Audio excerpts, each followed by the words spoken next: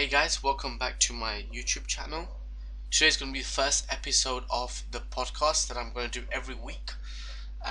So this will basically just give you a rundown of what happened in the markets in the last week, and also about what sort of things to look forward to in the next week, and potentially maybe some hints as to what I'm buying and how I'm positioning for the market.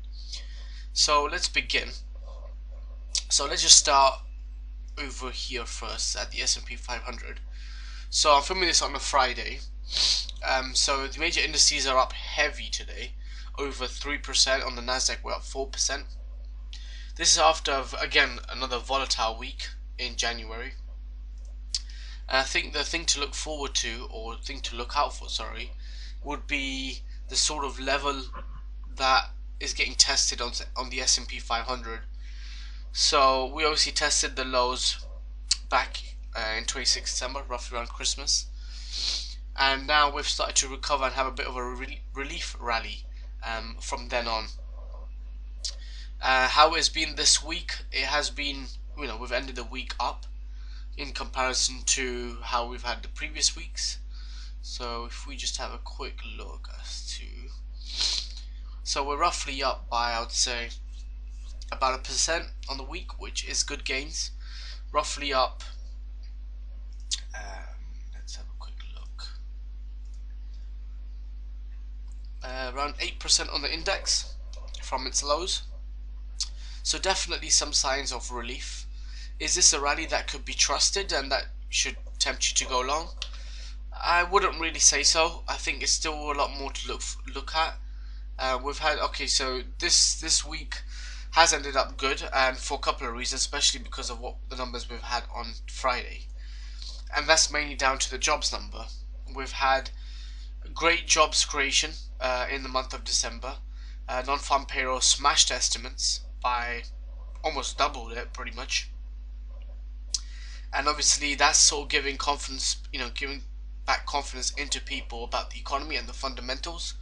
So naturally, obviously, everyone's been worried that we may be going through a recession, or it might be start of a recession. So these numbers definitely help to eliminate some of those fears. That being said, there's still a lot more to look at. Obviously, we've still got other things that we have to take into account, which is basically what's happening between China and the US. Obviously, trade talks are still in discussions. We still don't have, and nothing's really materialized just yet. But definitely this non-farm payroll number has given some boost in the market this week, especially after on Thursday when we had some major declines. And one of the reasons for that was because of Apple, which led down, the Dow Jones down to levels not really seen in the last month. In terms of how much points they lost in the Dow yesterday on Thursday. So, you have to sort of realize and look at these big companies as indicators of whether or not the economy is slowing down or not. I understand obviously the jobs number was great, but if you've got one of the largest companies in the world, which is Apple, saying there's slowdown happening which is affecting sales, and China's obviously slowing down, so you have to take into account whether or not that could potentially stop or sustain US growth. So that will be something to sort of be cautious about. And also, another reason why the markets are doing great today is because Jerome Powell, the Federal chairman, had a talk with his fellow predecessors about, in general, about what it's like working for the Fed and so on. And in this discussion, he ended up talking about, or being a bit more dovish compared to what he was during the last Fed meeting.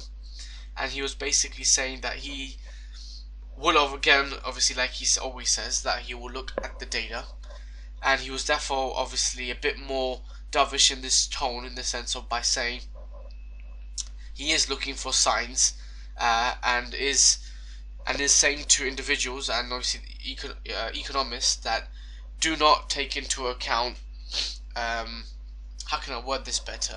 So basically he was re-emphasizing is don't assume anything, because obviously from the last Federal Reserve meeting we had, like, pretty much the entire market had thought that he was still very, very bullish, and that meant that there would be potentially 2, 3, maybe even 4 rate hikes this year. But after today, obviously the market is pricing in much more lower rate hikes for this year. Some claim that there might be none, which could potentially revive the markets. We are expected to have a bit of slowdown in economic growth in the US in next year, which is predicted by the IMF. So that will be definitely something to look forward to.